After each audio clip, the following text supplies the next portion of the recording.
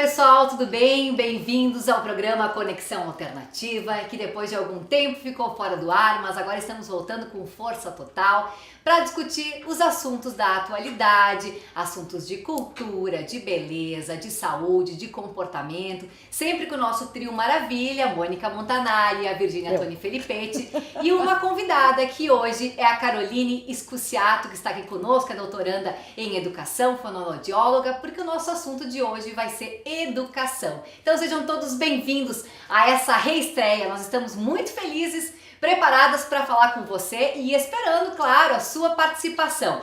Entra aí na página do Conexão Alternativa, na página da Mônica, na minha página, na Virgínia, compartilha, deixa a sua opinião sobre essa nossa reestreia e também já faz perguntas sobre o assunto. Aliás, o mais legal de fazer ao vivo, né, gurias? É que agora as pessoas podem participar e a gente pode responder já que não vivão. Tudo bem? Bem-vindas, meninas! Tudo bem, tudo ótimo. Inclusive, eu já vou compartilhar na minha página então, pra gente dar sequência. Isso aí, né? muito bem. E eu vou ter que aprender a não falar com as duas mãos hoje, né? Falar só com a boca e uma mão, porque a outra eu tenho que segurar o celular para as pessoas que vão participar conosco, que já é uma dificuldade. Eu deixei pro Fabrício fazer. Deleguei tarefas. A mais bacana de fazer ao vivo que a gente não faz a mínima ideia do que pode acontecer. Não, nada, é verdade, né? é verdade. Então vamos lá, né? Mas a gente começou com um bom tema, né, gurias? Porque falar de educação, olha, a gente tem motivos de sobra para discutir o assunto e é uma discussão que não acaba nunca.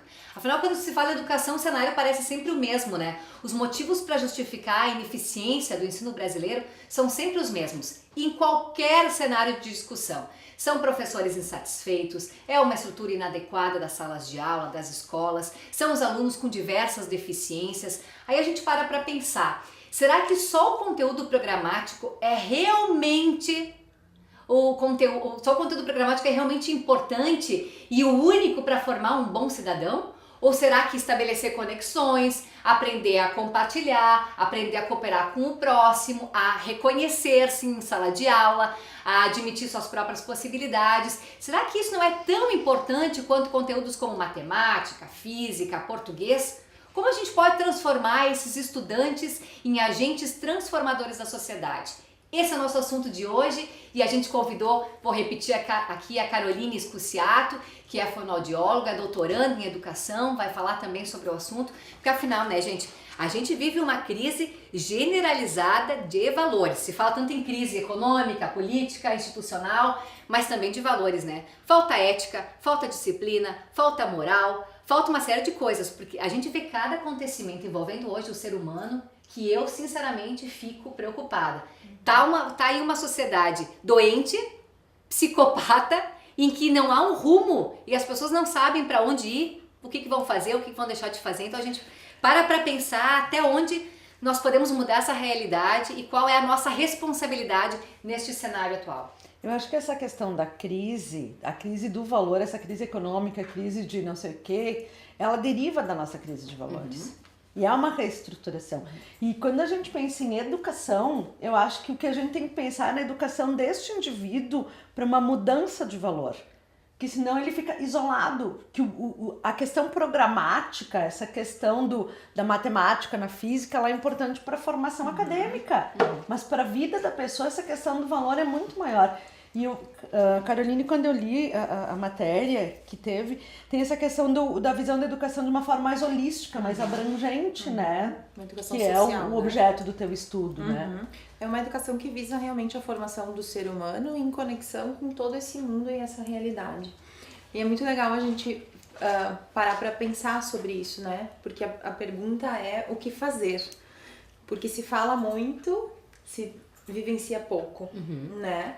Então a gente precisa num primeiro momento parar, tirar o pé do acelerador, desligar o nosso piloto automático em todos os lugares e se reconectar com essas coisas que estão acontecendo hoje, né? Para realmente poder fazer um exercício reflexivo de como a gente está aqui nesse lugar. O que a gente está fazendo com as crianças, com os adolescentes, no nosso espaço de trabalho, nas nossas famílias, né? Porque educação é tudo isso. A educação não está só no espaço escolar, a educação não está só no espaço familiar, mas todo mundo fazer a sua parte, partindo desse olhar para si e ampliando para esse olhar com o outro e com esse todo com o qual a gente participa, né? E é tão importante estabelecer conexões, né, Vi? Estimular novos relacionamentos e parece que por um lado, assim, pode ser que seja uma observação minha até, queria saber a opinião de vocês, mas me parece que por um lado as pessoas estão receosas em se aproximar, em fazer amizade, em saber a opinião dos outros. É muito assim, a vida é tribulada, corrida, as minhas preocupações, as minhas crises, a minha vida, e bom, eu não tenho muito tempo pro próximo. É o individualismo, né? E na verdade... Mas isso tá mais exacerbado do que nunca. Acredito que sim. E é contraditório, porque ao mesmo tempo que a tecnologia hoje proporciona tantos canais de aproximação, onde a gente, hoje, né, por exemplo, estamos aqui, com certeza algumas pessoas estão nos vendo fora de Caxias, na região, talvez até em outros estados, quem sabe futuramente outros países também, né? Oi, Marciano, desculpa aí. Vou eu falar com você. Beijinho. Me pega lá em casa daqui a pouco. Não me pega assim. Pega pra lá. Olha aí, a declaração Pega pra de dar uma amor banda. aí, ó. Inclusive essas aproximações afetivas, né, via virtual, enfim. Então é contraditório, porque ao mesmo tempo que a gente tem todo esse know-how, todos esses links, essa tecnologia, eu sinto isso muito dos jovens, né? Essa geração que está vindo agora, eles têm essa dificuldade de se comunicar como, de repente, nós fazíamos antigamente. Digo cara a cara, com afetividade, com rindo, amor. brincando, brigando, inclusive, também, né? E principalmente aquela coisa do celular, né, que de uma certa forma me deixa ensimesmado, né, eu fico muito próximo de mim mesmo, conectado com o mundo, mas ao mesmo tempo com essas relações tão distantes, né. Superficiais. Por outro lado, a educação, que é o nosso contexto hoje, o nosso tema principal, também acaba tendo que usar muitas vezes a tecnologia, né, da internet, dos vídeos, das videoaulas, enfim, de uma série de questões, justamente para poder interagir com essa geração que já nasce com o dedinho conectado no celular, no tablet, e que eu acredito, assim, é até uma percepção minha e uma visão minha, que a gente não consegue mais barrar isso. Por mais que a gente tente muitas vezes colocar horários para as crianças, determinar que não fiquem tanto em cima do videogame ou do tablet ou do celular, eles já estão inseridos nisso, né? Então, para nós também é difícil como lidar com essa situação, né? Deixa eu mandar um beijo para as duas pessoas primeiras aqui que estão dando a sua opinião no nosso programa, a Karina Silva, Mônica querida. Next, minha colega advogada. E a Flávia dos Reis de Oliveira concorda aqui, diz que falta solidariedade, falta pensar no outro. Flavinha, minha amiga, também tem 2 meninos, 2 filhos, também tem essa questão da educação, esse papel de mãe, que é importante. Muito. Que é a questão da educação formal e informal, que eu vejo hoje, que tem muito essa questão da estrutura familiar que delega completamente a responsabilidade para a escola. Isso. E a questão de que tem algumas situações que parece que a escola é depósito de crianças, né? A gente não sei, precisa sabe? exercer a corresponsabilidade, né? Isso se delega a responsabilidade só para o professor de educar e não é bem assim. Não, a gente precisa assumir isso juntos, né? Porque a tarefa agora, ela tá diferente. Eu entrei na escola com 6 anos, né? Hoje as crianças estão entrando cada vez mais cedo e nós estamos compartilhando com as instituições esse exercício de formar e transformar as nossas crianças, né?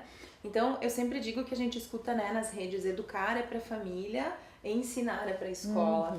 Todos nós educamos, todos nós ensinamos, né? E para dar certo a gente precisa fazer isso juntos, a gente precisa compartilhar os mesmos pensamentos e se temos pensamentos diferentes, nos aproximar para nos conhecer, respeitar e seguir esse caminho com o que cada um tem de bom para discussão e para construção, né? Deixa eu puxar o link da Mônica, especialmente quando a gente tem filhos, algumas preocupações que talvez antes não fossem tão latentes, agora são. Tava compartilhando esses dias com as gurias, falando dos meus filhos, que eu tô tentando passar para eles uma educação, filhos, olha só. veja bem, contrária ao que eu aprendi quando era criança. Por exemplo, não fale com estranhos. Eu digo pro meu maior, que tem 2 anos e meio, agora recém-completados, filho, fala com estranhos, vai no parquinho, faz amizade, conversa, puxa papo, quero ver tu brincando, quero ver tu interagindo, quero ver tu estabelecendo conexões, relações, mas a contrapartida não é a mesma, assim. Eu percebo muitas vezes que as outras crianças têm um receio de se aproximar, ou vem um pai e uma mãe e diz, olha meu filho, quem é essa criança, quem é o pai dessa criança, não se aproxima muito, ou não pega esse brinquedo que não é teu, e eu digo ao contrário. Não é coletivo, os brinquedos estão aqui, vamos todo mundo participar, no final a gente recolhe e tal. Então eu tô tentando fazer o movimento contrário. Eu quero que ele seja despachado, independente, mais do que isso. Seja autônomo na sua liberdade de agir, sabe? Que ele saiba que ele deve ir, vai voltar e tal. E eu tô percebendo que isso tá sendo muito positivo. Ele tá se tornando uma criança mais segura, ele não tem medo de ir. Tu estás desde agora, né? Constituindo nele essa possibilidade de desenvolvimento da autonomia, de poder experimentar, É tão importante. de poder conhecer, de entrar em contato com outras pessoas, né? Isso é uma educação voltada para a solidariedade, para a responsabilidade, né? Para esse funcionamento mais amplo que a gente deseja que aconteça, não para competitividade, mas para cooperação, né? Para que as relações realmente venham a partir dessa convivência saudável e do conhecimento e respeito às diferenças. Exatamente, especialmente isso, o respeito às diferenças, né? Mas tu vê já esse movimento na contramão, né? Que ao mesmo tempo que tu educa, as outras, né, pessoas de repente já têm uma educação contrária. De cada um com o seu brinquedo, cada um com a sua brincadeira, cada um com o seu espaço. Às vezes até, claro, acho que vem a questão...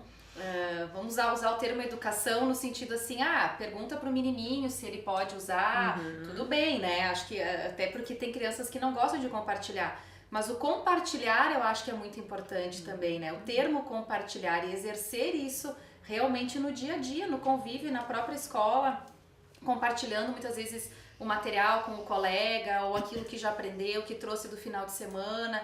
Porque isso tudo são pequenos gestos extremamente importantes para o desenvolvimento. E o papel do professor nesse sentido, que ele acaba sendo insubstituível, porque é o professor que também trabalha essas relações, que conduz o espaço para todos, que dá a palavra, que direciona. Então, se falava tanto, né, um tempo atrás, será que o advento da internet ou do celular Virgínia, eu não sei essa questão do professor, né? Não, a questão do professor sim, mas a criança vai aprender a compartilhar se tiver uma questão de casa, de compartilhamento, que é isso que a Thaís faz. Sem dúvida. Ninguém entra na escola competitivo, passando por cima de todo mundo, e o professor vai chegar e dizer, agora eu vou aqui abrir, vou trocar teu chipzinho e vou botar de uma pessoa que vai compartilhar, uma pessoa generosa, afetuosa, que vai ter empatia. Não. Por isso que para mim essa questão assim, vamos falar de educação sim, mas vamos falar de educação mesmo, lá na família, quando nasce. Se foi bem-vindo, se foi mal-vindo, qual era a estrutura de família. E eu tava pensando toda essa questão agora, a Thaís falou da competitividade, dessa diferença que ela sentiu de Porto Alegre para Caxias. Se tem algum estudo que fala da questão da ascendência, da formação da cultura do italiano, do alemão, porque deve também ter essa questão da formação. Com certeza, tem sim. Porque também tem, o italiano não é muito afetuoso, né? E ele tem essa questão, então também nós temos uma região, uma cidade, que até há pouco tempo tinha na maioria italianos, hoje a gente sabe que não é. Então, acho que também se reproduz aqui nessa Lembrei questão. de uma outra coisa, por exemplo, a própria afetividade. Eu sou uma que digo pro meu filho, vai lá e dá um beijo. Do amigo também, não precisa ser só na amiga. Tem a questão de gênero também. Mas ele é um dos únicos, porque os demais não fazem isso, tu entende? Podem beijar as meninas, os meninos não. Por que não? São crianças, eles não sabem, eles não têm maldade nenhuma e tem que aprender a respeitar a diversidade, sim, desde pequenos. E se não aprendem isso, não vão aprender nunca. Deixa eu compartilhar algumas opiniões aqui do pessoal que está nos assistindo. A Flávia diz que não tem como ter qualidade na educação em 2 horas só. Imagina a questão dos pais com os filhos. As pessoas não querem ter trabalho. E que valores só se transmite com convivência e exemplo. Muito bem. E que nessa autonomia nós devemos sim incentivar pro colérico, mas acredito que devemos olhar de perto com quem estão se relacionando. E a Luciana Saldanha, beijo, Luciana Monteiro, que já participou com a gente beijo, no Conexão. Diz que educação... Te cuida aí, te cuida. Diz como dar uma educação em valores humanos e solidários quando a cultura é de aparências, de competição e de egoísmo? Não dá. A Cida da Cruz, que também tá aí ligada na gente, obrigada. E a Roberta Tamanho também disse, ô Mônica, perfeito, educação vem de casa. Isso aí. E a gente precisa estar, sim, conversando também nesses espaços onde a gente está para compartilhar essas opiniões, né? Do que a gente ensina em casa, para que na escola isso possa se repetir ou não. Senão a gente vai viver todos esses conflitos que estão acontecendo hoje, né? Inclusive entre famílias e escolas, porque não compartilham da mesma forma de pensar e de agir. Então, cada vez mais, essa bola de neve vai aumentando, porque vai se distanciando dos objetivos enquanto educadores, né? E a gente precisa estar unindo um pouquinho Pois mais é, no isso. direito de família a gente sempre fala que o interesse maior tem que ser o da criança, né? Então, tanto que quando trabalho nos divórcios eu digo, ó, vocês, pai e mãe, podem buscar terapia e resolver essas questões como adultos. Mas a criança é o objeto maior. E daí eu acho que aqui na educação também a gente tinha que pensar, né? Pensar essa questão que entre o formal e o informal, entre a família e a escola, tinha que ser observada essa questão da criança. E a Thaís colocou aqui, como olhar essa criança como um indivíduo e perceber qual é a necessidade dele. Porque daqui a pouco são 20 alunos numa sala de aula, daqui a pouco são 40. Daí a gente tem a diferença que a Vir também falava, numa escola pública e de uma escola privada. E mais ainda, essa demanda de necessidades que as crianças não estão tendo mais infância. Sim. Né? Tudo isso. E aí também eu acho que tem que ter um movimento contrário. Isso de tratar todo mundo de forma igualitária. Ok, tá. Quem vai ouvir agora vai pensar, não, mas tem que pensar no coletivo. Sim, mas eu acho que esse Tem as movimento tem que ser ao especificidades. contrário. Exatamente. Tem que respeitar a individualidade de cada um. Por exemplo, numa sala de aula, eu pensando agora. Pro meu filho, por exemplo, que tem 2 anos e meio, se ele é um cara despachado e comunicativo, pois pega esse menino e torna ele um líder estudantil. Ele vai estimular outras crianças a serem assim. Pega aquele mais quietinho, desenvolve alguma atividade para ele, que ele vai estimular Grupos, outros né? parecidos. Exatamente. E eu acho que isso é um grande desafio do corpo docente, respeitar as individualidades dos alunos, porque senão tu nunca vai promover que eles tenham autonomia, que eles tenham liberdade e que eles tenham a coragem da expressão e da reflexão, porque eles não têm Pra isso, de se manifestar, né? Mas Tem pra como Se fazer são, isso? se são cortados, como? Já tem, saindo um pouquinho desse viés tradicional, né? A gente diz que a gente vive um modelo educacional do século XIX, com profs do século XX e Alunos estudantes do do século XXI, né? E aí a gente tem uma grande Eu distância. tinha pensado, mas é bem... Enquanto a gente posicionar essas crianças enxergando nucas, enxergando pescoços dos colegas na frente, a gente nunca vai conseguir compartilhar as habilidades e as potencialidades de cada um, né? Então a gente precisa começar por modificações maiores, por modificações estruturais, né? Dos docentes, dos espaços e da cultura, né? Porque é isso que a pessoa que comentou ali estava falando. Se a gente não tiver uma mudança de cultura educacional, a gente não vai conseguir ter ações efetivas que tragam qualidade para essa convivência em educação. Então são muitas coisas a serem modificadas. A gente também fala bastante da figura do professor, né? O professor, às vezes, ele vive nesses eixos, nessas polaridades, né? Ou ele é o herói, aquele que tem que resolver tudo, que sabe tudo, ou ele é a vítima. Não, ele é um profissional da educação, ele está em formação, ele tem a responsabilidade de estar fazendo esse trabalho junto com esses alunos, mas ele só vai conseguir olhar para as individualidades se ele estiver em contato com esse sujeito. Não lá na frente, professando o saber, né? A gente costuma dizer que o professor da informação hoje ele está fora do campo, porque a informação ela está no mundo a respeito de qualquer Ela um. já tá Ele inserida. precisa O acesso é mais fácil, é facilitado. ele precisa proporcionar que esse conhecimento seja construído. E não se dá mais da forma de eu falo e você escuta, e sim a partir da construção, né? Então, há sim formas de fazer se a gente sair desse lugar, né? E se aproximar desses sujeitos. E aí permitir que eles façam esse movimento também. Que essas crianças consigam aprender a trabalhar em grupos, né?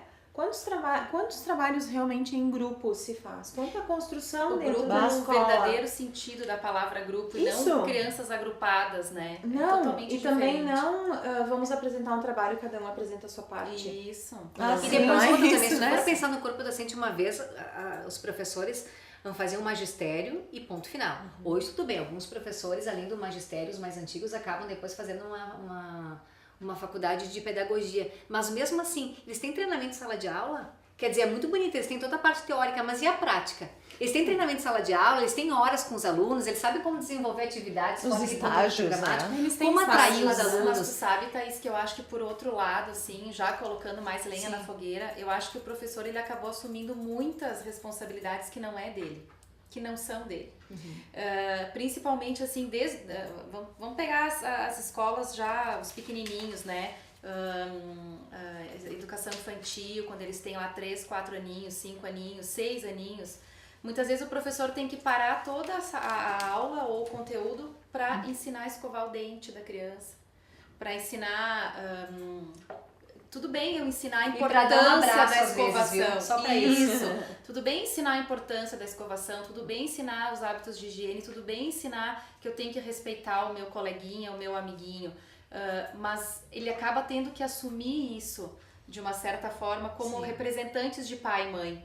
Então, a parte também da educação a nível de conteúdos que o mercado exige, né? Não adianta, o vestibular, o mercado exige, as profissões estão aí, muitas vezes fica na correria, né? É aquela corrida o tempo inteiro. Então, eu acho que isso também, as escolas que conseguem ter um trabalho junto com os pais nesse sentido, eles têm uma chance muito maior de se desenvolver nessa integralidade e de distribuir essas características também, né? Sim. Então eu acho que também eu faço o lado do salvaguardar o professor, porque eu também já tive uma experiência de sala de aula e às vezes realmente é uma sobrecarga tão grande, às vezes tu tem que parar todo o teu planejamento para ver o horário que aquele aluno tem que tomar o remédio naquele horário, o outro antibiótico tal hora, o outro tem que, a van busca não sei o que, a outra não pode entregar pro pai porque a guarda é da mãe, e aí Deus o livre, é tanta coisa, é uma demanda de tantas coisas externas, que às vezes é tão bom só conseguir dar aula e estar com o aluno, é tão bom, né? E é isso que na verdade motiva o professor, é o dar aula, é o estar junto, é interagir, só que às vezes é tão difícil conseguir só fazer isso, né? É muito Deixa eu ler difícil. algumas opiniões aqui, ó. A Maria Notari diz que educação é feita de amor, de carinho e de exemplo dos diversos atores envolvidos na formação das crianças. E a Roberta Cervelin diz que vive-se em uma nova era no que se refere à educação, onde um retorno à valorização da diversidade humana, e isso exige um novo modo de ensinar. E também de ensinar a ensinar, o que requer uma variedade de outras coisas, né? Uma variedade de respostas educativas que estejam de acordo com as diversas carências dos alunos. Participação de muita gente aqui, da Gabriela Claudino, psicóloga Virgínia, parabéns, sou tua fã. Querida. O Ronaldo Beijo. Marqueto. O Ronaldo Marqueto tá fazendo uma pergunta, gurias. Diz o seguinte, ó. Boa noite, moças. Ai, obrigada. Querido. A questão é... Ele adora um café, tá? Só É verdade. E a gente também adora café. Como trabalhar a interação entre casa e escola? O que cada criança traz de casa, nem sempre é o que na escola é pregado pelo professor. Na questão educacional, e aqui diz ver mais, mas eu não consigo abrir, tá? Na questão educacional, como trabalhar para que haja harmonização e efetivamente se proporcione uma educação saudável? Coloca ele entre aspas. Eu começaria puxando um ponto. Essa costura, né, de casa e São escola. vários, isso, são vários. Mas eu começaria puxando um ponto. Eu acho que a gente tem que observar as escolas que têm o famoso CPM, ou que tem os grêmios estudantis.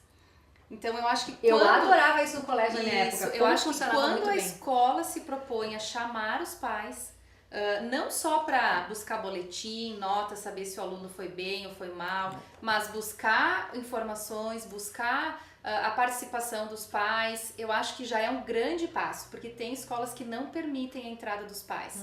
Tem crianças que não permitem a entrada Lei dos das, pais. das nem na diretrizes sala da de aula das educação, crianças. tá lá, artigo É lá 12, fora. se não me engano, é direito dos pais, independente da guarda, aliás, É tá? isso aí. Então já começa fique a claro. Que fique claro. né? E claro que nesses, Que eu canso nesses, de ter que entrar nesses com centros pedidos. de pais, vai ter o pai que é mais cri-cri, vai ter o que cobra mais, vai ter aquele, né, o sonhador que vai idealizar. Então, é um conjunto de pais também, né, que é o reflexo das crianças que estão nessa escola, muitas vezes, né, que vai fazer com que esse colorido aconteça. Mas é difícil administrar, porque é difícil conviver com pessoas. Eu acho que o mais difícil conviver com a administrar... diversidade. Então, às vezes é mais fácil.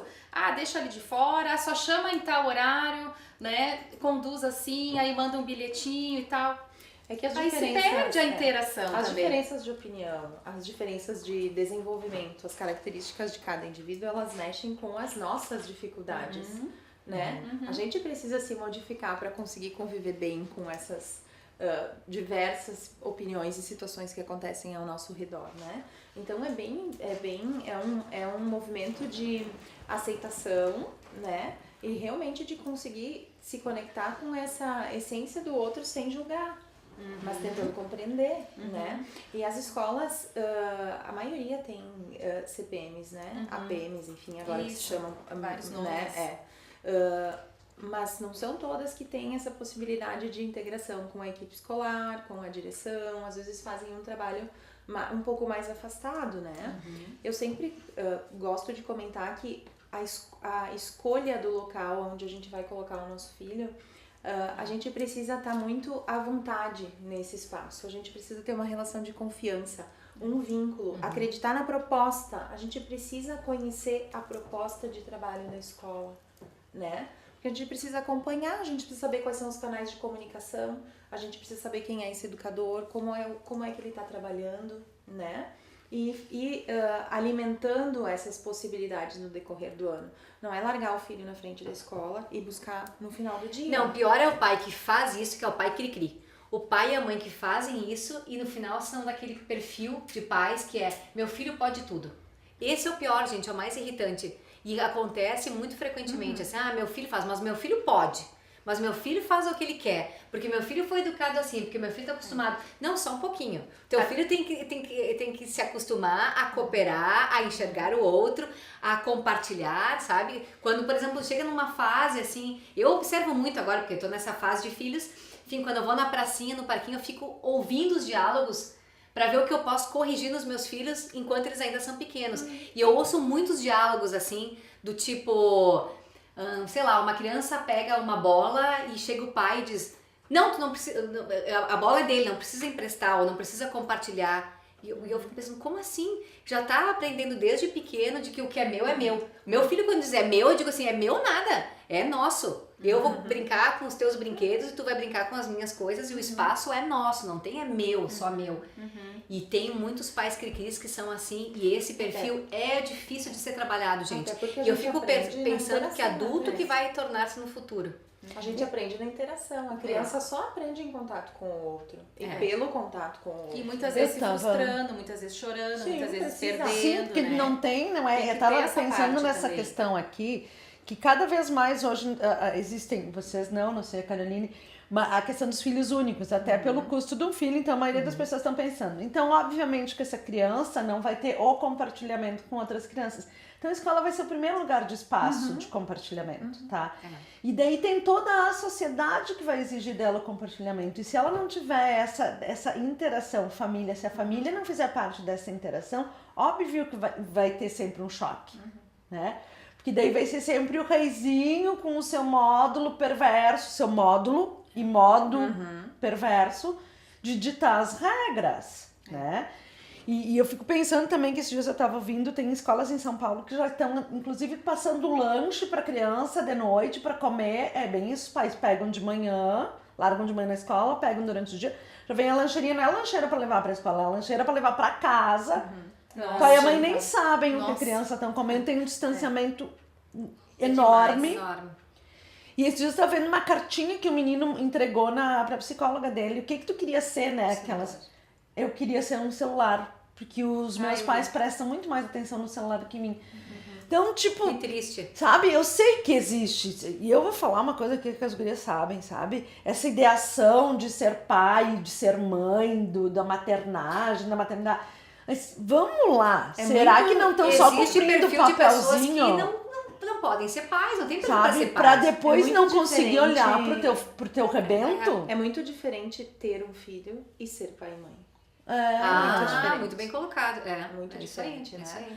E essa questão da tecnologia é algo que se tem explorado e conversado muito ultimamente, né? Porque realmente há um fosso, assim, entre essas gerações, né? Nós somos imigrantes digitais, eles são nativos digitais, é a geração pequeno polegar que a gente chama. Isso vem trazendo muitas diferentes formas de comunicação, diferentes formas de interação e diferentes formas de aprendizagem, né? E a escola, como ainda está muito calcada nesse modelo mais reprodutivo, que todo mundo tem que fazer do mesmo jeito, né? Que todo mundo copia, que todo mundo ouve a mesma explicação, que todo mundo tem que responder o mesmo exercício, a mesma prova, ter a mesma nota, né? No mesmo tempo. Isso, né? No mesmo tempo e do mesmo jeito, esses conflitos ficam cada vez maiores, né? Porque são conflitos geracionais. Então a gente precisa achar esse meio do caminho, porque não é que o tradicional está totalmente errado, tem muitas coisas do tradicional que podem ser sim utilizadas e que a gente precisa, inclusive para retomar essa questão de valores, de ética, de moral, né? Mas essas questões da atualidade, elas precisam ser vistas e reconhecidas, né? Então a gente diz que a gente tem uma sociedade muito livre, mas muito abandonada, né? Porque nós estamos todos aqui no mesmo espaço, mas muitas vezes não estamos juntos. É verdade, Percebe? é verdade. Né? Eu ouço famílias lá no consultório que dizem que se comunicam pelo celular de uma peça para outra. Sim, já ouvi falar.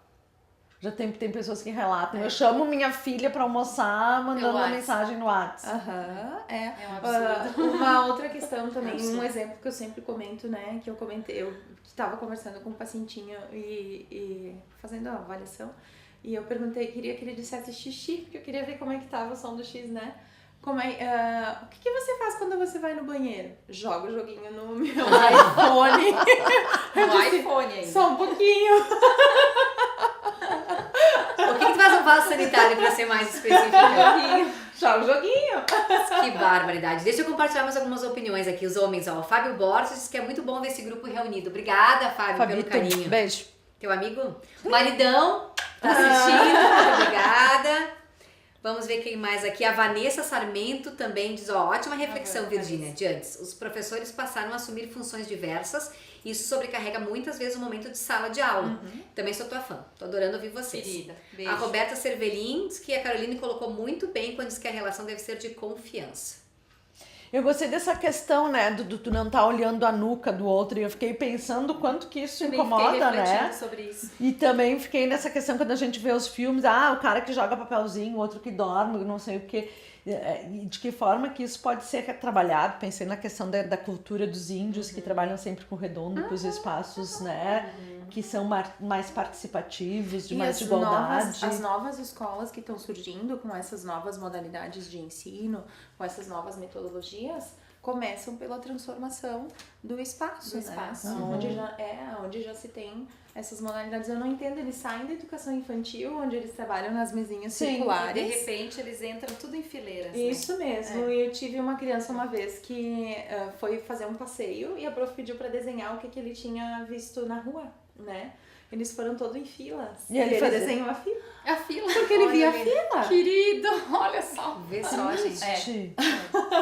É a Que falta de triste, observação gente, do isso dia é a a dia. caverna. É. Sabe? A caverna, tu só olha pra frente e só vê aquela sombra. Quer dizer, o que tá atrás de ti, o que tá te constituindo, não tá existindo. E a falta de contato com o meio onde a gente Sim, tá, né? sim, Porque sim. às vezes eles não saem da sala de aula, a escola é gigante, que quantos espaços tem pra se utilizar dentro dessa escola, ou próximo da escola, e não se utiliza. Então, assim, tem se falado muito dessa questão da cidade como Claro. espaço de aprendizagem, Claro, né? Saindo desse lugar. infelizmente, aí entra a questão da violência urbana, né? Hoje sim. Que é uma questão que acaba, eu acho que tumultuando toda essa relação também, pelo medo, né? O medo de transitar nas ruas com as crianças, de repente acontecer alguma coisa. Hoje o professor, mais do que nunca, ele se tornou responsável por aquele aluno e a escola responsável por aquela criança ou aquele aluno durante o período escolar.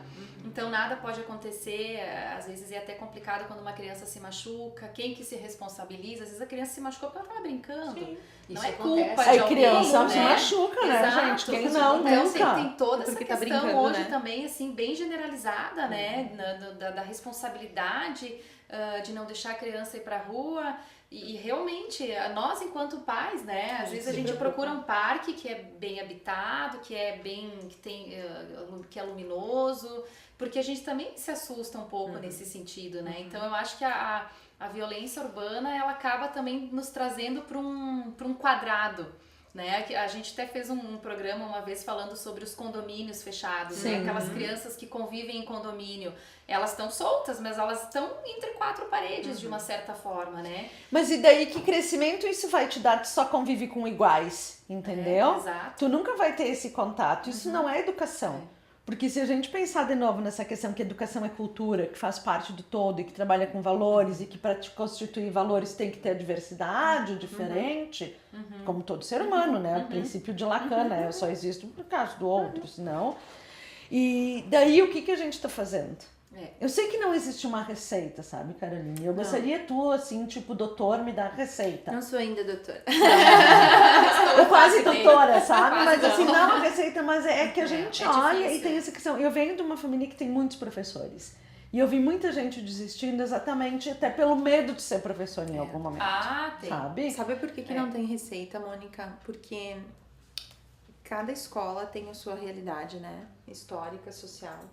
Cada grupo que se forma a cada ano tem uma realidade diferente. Então não tem como a gente fazer a mesma coisa sempre, né? Sim. Tu Tu pode fazer uma política pública, mas isso não significa só vai trabalhar com orçamento e não. E ela não vai dar Sim. os mesmos resultados, não, mesmo claro, aplicada. né? Até porque Não vai. tu pode, a gente tava conversando de receita antes do nosso horário, né? Pode ser que eu vá fazer o que tu me ensinou e não saia do mesmo jeito, né? Então, o que a gente estuda muito e critica muito essa educação que tem hoje, né? Reprodutora, excludente, Sim. que só prepara para o mercado de trabalho, que não olha para a individualidade de cada um, para desenvolver os potenciais, para experimentar as suas próprias habilidades, né? E essa coisa de que tem que ser todo mundo igual, que a gente entra de um jeito, mas tem que sair todo mundo igual, é uma crítica que se vem fazendo há bastante tempo e que a gente vai fazendo movimentos para melhorar, né? Então, os norteadores são esses, assim, né? A reflexão sobre a nossa prática, o que também a gente quer enquanto profissionais da educação, qual que é o nosso objetivo enquanto está ali com os alunos, né? Agora, uma questão importante, assim, que eu tenho observado, de repente, tu também tens observado nas escolas atualmente, principalmente quando a gente atende alguns aluninhos e vai até a escola e conversa, eu sinto realmente uma boa vontade de ajudar essa criança, de entender o contexto familiar, de fazer um trabalho interdisciplinar com o psicólogo, com a fono, com o terapeuta, às vezes até com o professor de futsal, porque às vezes é lá no futsal que a criança apresenta algum comportamento diferente, então liga para o professor, o que ele está observando. Então eu sinto que tem esse movimento, inclusive na parte de inclusão, quando a gente fala, né, de inclusão, de poder adaptar muitas vezes a questão curricular de algumas crianças para a questão da avaliação, porque aquilo que eu costumo colocar, eu não posso comparar aquela criança que tem uma dificuldade ou que tem um déficit de atenção com outras crianças, eu tenho que comparar ela com ela mesma. Exato, Eu tenho que comparar ela com aquilo que ela vem desenvolvendo, com aquilo que ela vem progredindo dentro do ritmo dela, nunca, né, comparando com o outro. A gente até pode em alguns momentos fazer um comparativo para de repente ver, vou trabalhar um pouquinho mais isso, enfim. Mas é o comparativo da criança com o crescimento e desenvolvimento dela mesma. E eu sinto que existe isso nas escolas atualmente, né? Graças a Deus. Eu acho que tá tendo uma corrente bem legal, inclusive assim, de muitas vezes estabelecer o CID da criança, o que ela tem então, até para que ela depois, posteriormente, possa ser incluída nas vagas ou que hoje, né, nas cotas de vagas, enfim. Então eu acho que isso é um movimento que está começando, que é bem bacana, bem interessante, justamente para a gente puxar essa questão da individualidade, né? Eu sinto que tem uma corrente bem grande nesse sentido. O Ronaldo Marqueta entrou, disse que isso que a Caroline falou é muito importante, sobre explorar os espaços além da fronteira da sala de aula. Creio que o exercício da descoberta, diz ele, destes espaços trabalha a autoconfiança e o desenvolvimento da segurança individual da criança, como um preparo para abraçar, ele coloca isso entre aspas, o mundo em fases mais adultas. Corrijam-me se eu estiver errado, diz o Ronaldo. Não, mas eu acho que é esse contato com o mundo mesmo que a escola te prepara, entendeu? Que eu disse, sai desse ninho, família, né? Dessa estrutura que te defende, que te protege, e daí te dá essa outra possibilidade. Eu acho, os professores, quando eu vejo andando com aquelas crianças, eu paro e penso, coragem, senhor. Não é fácil. Mas e quando eles vão pra rua, gente, eu vejo eles bem comportados. Eu não sei, eu até acho que talvez até eles estejam assustados com aquela possibilidade de estar... Queridos. É que se a gente for pensar, né? Ai, cara, eu fiquei pensando, né? O que eu tô fazendo aqui? Caraca! Caminhar eu falo o nome rua, feio. Caminhar na rua, sabe? Meu Deus! Que é a coisa mais básica, gente. E que mas- às vezes não estão acostumados a fazer É, básico, não, mas né? agora eu fiquei pensando, mas elas, os professores, os responsáveis, professores, É coragem. são corajosos. Muitas vezes né? até Bem- viajar com uma turma, aquelas viagens de estudos que tu pega uma turma e tu leva de repente para algum lugar, tem que ter coragem. Mas são oportunidades excelentes. Excelentes, As crianças excelentes. evoluem muito. É muito importante para os professores também observarem esse movimento das crianças fora do espaço da escola, né? Porque a gente consegue ver outras possibilidades. Então, né, sai realmente daquele beabá, daquela, né, coisa que se está acostumado, né? De chegar, copia, cola, fecha o caderno, abre o caderno, troca o professor, né? Vai pro recreio, sobe. Eu por exemplo, sabe como eu escolhia, entre todas as características que eu buscava numa escolinha infantil para colocar meu filho com agora 2 anos, ele entrou com 2 anos e 4 meses. Entre todos os requisitos, o que mais me chamou a atenção e me fez eu escolher a escola que eu escolhi foi o pátio. O pátio. Porque assim, todas as atividades pedagógicas e curriculares que são obrigatórias nesta idade são básicas em qualquer escola. Uma vai desenvolver mais, uma vai desenvolver menos. O que me chamava a atenção é que algumas escolas infantis tinham um espaço de recreação, ou seja, espaço só para brincar, sem nenhuma obrigação de fazer algum trabalho. Era controlado.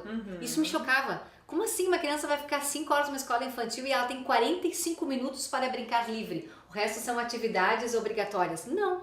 Aí a escolinha que eu optei é assim, não, quando eu cheguei lá me chamou muita atenção, porque a coordenadora me disse, sabe essas atividades pedagógicas obrigatórias? Pois é, essas a gente desenvolve, porque são obrigatórias. Mas aqui o que a gente está mais preocupado é deixar as crianças brincarem livres no pátio. Ela me levou pro pátio. Tá vendo aquelas bergamoteiras lá no fundo? Pois é, de tarde a gente senta, faz um espaço de convivência, todo mundo come bergamota junto e as crianças passam brincando. Quando elas cansarem do pátio, daí a gente volta para a sala de aula e faz uma atividade. É essa escola. As outras características que eram importantes, que talvez não estivessem lá assinaladas como 100% daquilo que eu esperava, o fato de ter um pátio, um espaço de recreação livre para brincar, para compartilhar, estabelecer conexões, foi o que mais me fez optar. E estou muito satisfeita. E por que talvez, né, Thaís? Porque nós brincávamos na rua. Totalmente na rua. A gente brincava na rua, a gente se ralava o joelho, a gente se esfolava. E hoje a gente não tem esses espaços protegidos na rua, digamos assim, para colocar as crianças. Então, acaba sendo um critério de seleção, muitas vezes, no momento que tu escolhe uma escola para o teu filho. Por que são os espaços de aprendizagem hoje? Os espaços de aprendizagem hoje são outros. Quer dizer, os bancos escolares estão em qualquer lugar. Depende da forma como tu vai desenvolver. E aí eu fico pensando que características, gurias, e queria jogar isso como questionamento para vocês, uma universidade, já pensando além, uma universidade de futuro deve ter. Porque uma universidade é a mesma coisa, tem pessoas que optam pela universidade, tem pessoas que desistem no meio do caminho, porque, bom, se eu vou repetir os mesmos conteúdos, não. Quanta gente a gente ouve dizer, não, a minha escola é a escola da vida, porque eu trabalhei aqui, trabalhei ali, fiz aquilo e tal. Eu tenho uma crença que eu tenho desenvolvido muito, que eu acho que o mundo acadêmico só vai existir para quem quer ficar na academia, entendeu? Só para quem quer trabalhar na pesquisa. Quem quer ser professor. Acho que o mercado, ou trabalhar com pesquisa, acho que o mercado de trabalho, acho que a vida não precisa de universidade. Sabe? Então, a primeira questão, acho que a gente reformula isso. Daí, olhando muito mais com a questão dos valores pessoais, com as vocações, e tem várias formas de preparação. Então, para mim, o ensino acadêmico universitário, enquanto formador de um profissional para o mercado de trabalho, está falido. Sabe? Então... falam isso. Porque faltam disciplinas. Se for pensar em qualquer curso, assim, vamos analisar qualquer curso. Claro, vai ter algumas coisas que tu quer ser advogado, tudo bem, tu vai saber o básico. Quantas pessoas especificamente querem exatamente aquilo? Ou quantas pessoas com o mercado... Hoje as pessoas estão entrando com 16 anos no ensino superior. E quantas dessas universidades estimulam, por exemplo, o empreendedorismo, a abertura de novos negócios, o engajamento social? Então, enquanto o ensino superior permanecer sendo um reprodutor de conteúdo e não um espaço de reflexão para a formação humana, realmente a gente vai ter um ensino superior falido e profissionais que não estão preparados para o mercado de trabalho. Porque o mercado de trabalho não quer pessoas que recebam folhinhas para preencher respostas, a gente quer pessoas proativas, quer pessoas que pensem, que tenham ação, que saibam trabalhar em grupo, que se comuniquem bem, né? Que tenham uma opinião crítica. Que tenham uma opinião crítica. Só que essas pessoas não são muito bem-vindas nessa sociedade massificada, entendeu? Tipo... daí o mercado de trabalho quer, mas a sociedade não quer. Então tu vai estar deslocado em algum lugar. Eu acredito assim que a universidade ela tem um papel, ela tem que passar os conteúdos mínimos, assim como qualquer né, nível, ensino fundamental, educação infantil. Isso, né? Eu acredito que tem o conteúdo programático que é extremamente importante. Tem que estabelecer essas relações durante as disciplinas, durante as aulas, enfim. Mas eu acho que quem seleciona depois é o mercado de trabalho. A pessoa ela se forma na profissão, mas ela só vai exercer a profissão dentro do mercado de trabalho depois. O mercado que eu digo assim. Cara da mãe. Na verdade. O mercado é regrado pela economia. economia. Daí se tu tá numa Mercantil. outra visão e a gente mas eu digo percebe no que tu tá sentido- com crise de valor, Claro. não tem Não, eu mercado, digo no não sentido assim de existe. sobreviver na profissão, de sobreviver como profissional e ter uma boa conceituação e se sair bem, enfim. Eu acho que é depois nas interações fora da universidade que muitas dessas questões Então, se passa muito concretizam. pelo indivíduo, né? Passa muito pelo por indivíduo. como este indivíduo passa Isso, pelo espaço isso. universitário Né? também. Como passa por Isso todos aí. os espaços. Isso aí. Eu queria te perguntar, alguma possibilidade de ter uma escola para pais?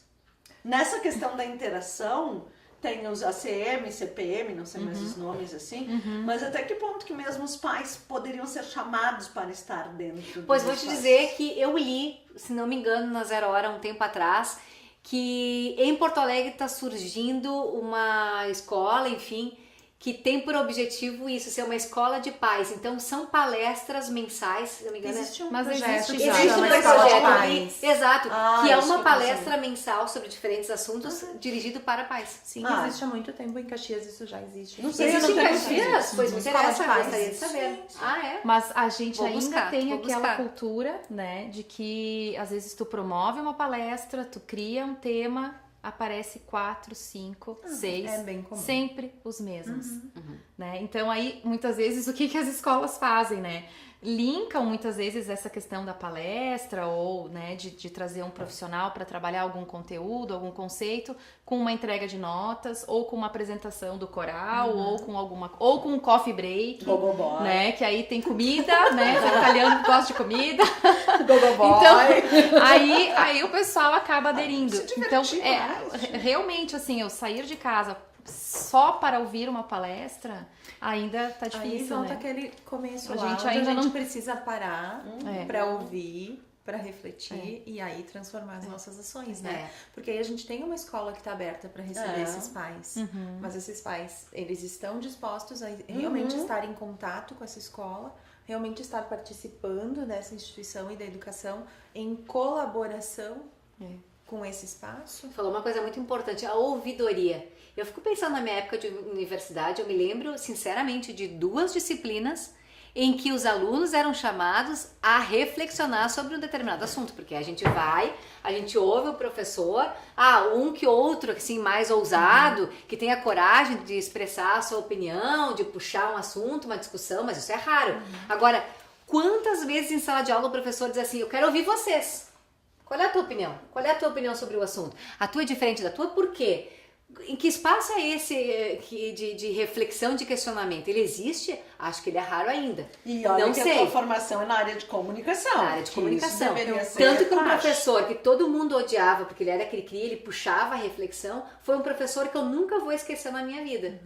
Porque me lembro que muitas vezes eles nos colocavam em saias justas. O tipo, tu Sabe não o que estudou acontece? o assunto, Que é aquele tu professor não que tem uma opinião desacomoda, formada. é aquele que Exatamente. mexe, é aquele... Tirava do Mas espaço agora- comum. E que muitas vezes é aquele que diz, olha, aquela turma lá tá tumultuada, estão só conversando, porque tem ainda esse estereótipo, né? De que passa na frente do corredor, tem que estar Silêncio. todo mundo silêncio. Então. Mas né? a hora do cafezinho é sempre a melhor, gente. é. Não surge as melhores questionamentos, não é verdade? Claro que sim. Tem até a opinião da Sara. A Sara, nossa amiga, Sara Alves. Um beijo pra ti. Tudo bom, Sara? Ela diz o seguinte, que o mercado quer pessoas que saibam tomar decisões. Trabalhem bem em grupo e não pessoas que tenham tudo na teoria, como muitas faculdades ainda insistem. O equilíbrio é super importante. É isso aí. É isso aí, sabe? Essa questão. Imagina, eu vou fazer direito lá, minha formação, faz direito. Então, acho que a outra pessoa que vai fazer na área empresarial vai ter o mesmo viés que eu tenho, que faço família, é evidente que não, mas a gente vai estar tudo no mesmo bolo, entendeu?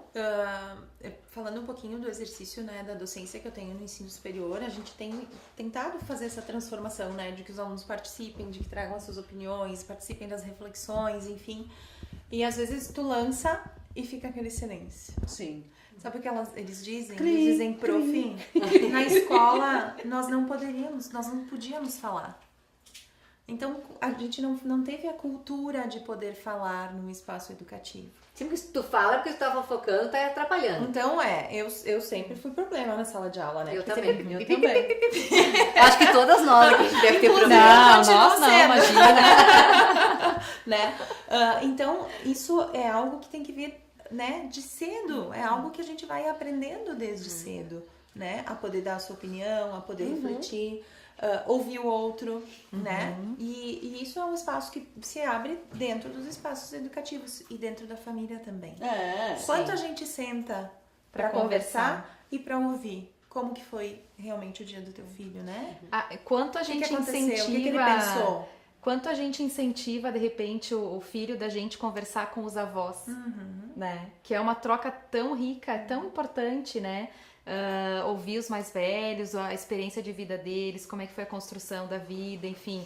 Então, às vezes também tem isso, a questão do conflito de gerações, né? Eu acho que isso é extremamente importante, né? E aí a gente consegue entrar nessa linha do meio, né? Que é poder sim ter um momento de conseguir ouvir o professor, de ele poder apresentar os conteúdos que ele tem, de trazer as reflexões e o aluno participar da forma dele, poder discutir em grupo, né? É uma forma mais construtiva e realmente talvez inovadora de conseguir se fazer um ensino mais efetivo, né? E aí a gente traz o político, o social, as diferenças, a forma de cada um pensar, o jeito de cada um agir, né?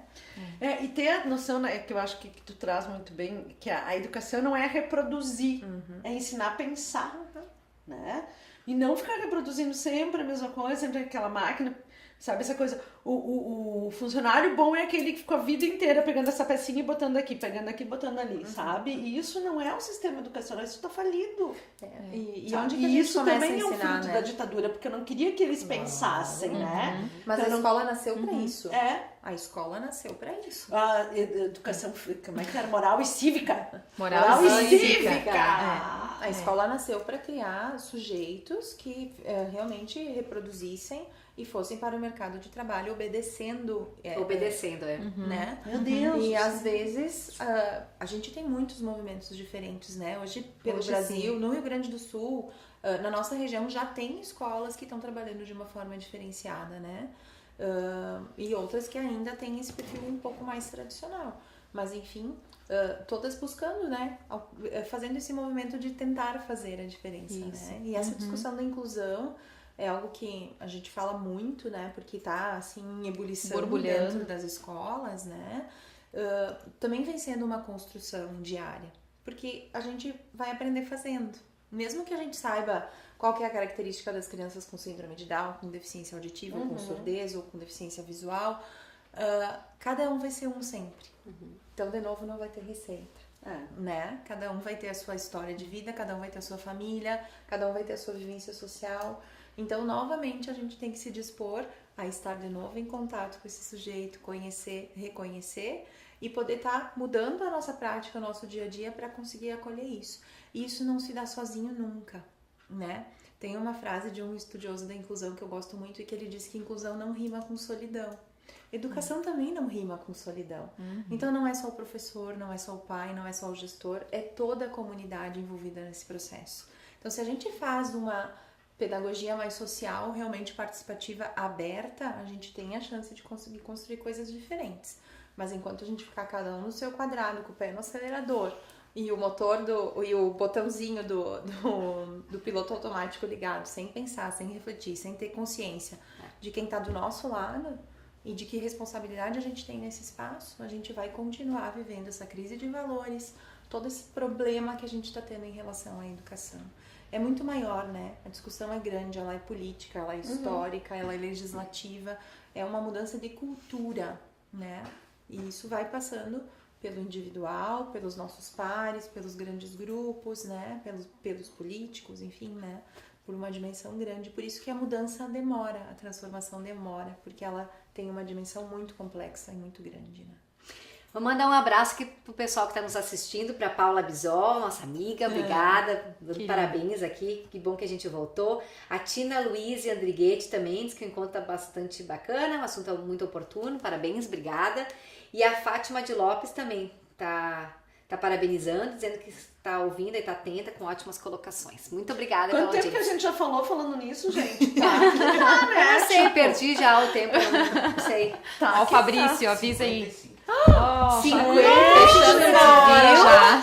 Imagina 4 mulheres falando. Que já essas coisas agora. Caroline falou, eu fiquei pensando muito. Eu disse, agora eu preciso acabar, porque esse papo ficou muito profundo.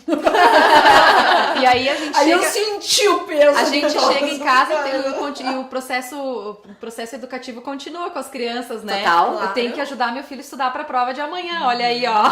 Eu lá em Sim. casa, meus filhos... Estamos Ele em já, semana me, de provas. ele já me intimou pelo WhatsApp, mãe, depois do programa tu me ajuda a conferir? Eu, sim, filho, a mãe Meus te filhos ajuda. têm liberdade para ter autonomia. Então, quando eu vejo eles rasgando numa poltrona, eu digo isso, bebês, descubram o que tem aí por trás. Acabem com ela de uma vez, que vocês têm autonomia, depois a gente resolve o que vai Vamos pra fazer. outra. Pronto. Pronto. Eu não. precisa Eu tô na autonomia. fase ainda de só compartilhar afeto e amor. Ai, que E cola. boa. Gostoso isso. É muito bom. Mas Experimentar. não parece, mas é também um processo muito importante, mesmo quando eles são pequenos. Nossa. Entender que tem que compartilhar afeto, que a mãe é de um, que a mãe é de outro, que a mãe vai dar colo pros dois, não vai deixar de amar ninguém. Mas assim, se te não ama mais consola, um eu do que continuo o nessa outro. fase, tá? E tomara que ela siga a vida inteira.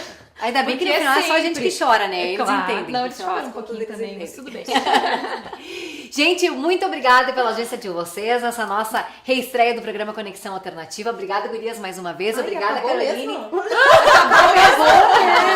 Não, acabou pro pessoal que tá nos assistindo a gente. Segue aqui, vamos pedir um é, cafezinho vamos lá. rapidinho, uma aguinha, Tudo em vamos casa falando aqui, mais, não tudo tem em casa, problema. né? Gente, muito obrigada então mais uma vez. Até a próxima discussão. Lembrando que para o programa Conexão Alternativa continuar, nós precisamos de apoiadores que gostem da nossa discussão, que compartilhem, que opinem e que estejam conosco. Como é que é? Colhe a sua marca na nossa marca. É a nossa publicitária eleita por convicção para o programa, não por formação, mas por Isso convicção. que ela disse que ela não ia contar as experiências dela, ela já começou. Olha a sua marca, não sei o que, isso é bem bom. É cola, amiga. Cola. Não é... Não, eu nem falei nada. É um slogan, é um slogan. Então, gente, entre em contato conosco para ser nossos apoiadores e a gente quer a marca de vocês junto com a marca Conexão Alternativa. A gente espera continuar a discussão. A gente tem tantos assuntos para falar ainda e queremos sempre, claro, ouvir todos vocês. Obrigada, gente. Uma boa noite e até a Pensando próxima. em educação. Que seja Hoje eu breve. vou sair daqui Todo pensando mundo muito em educação, educadinho. né, Carol? Obrigada. Isso aí. Tchau, tchau, gente. Tchau. Tchau.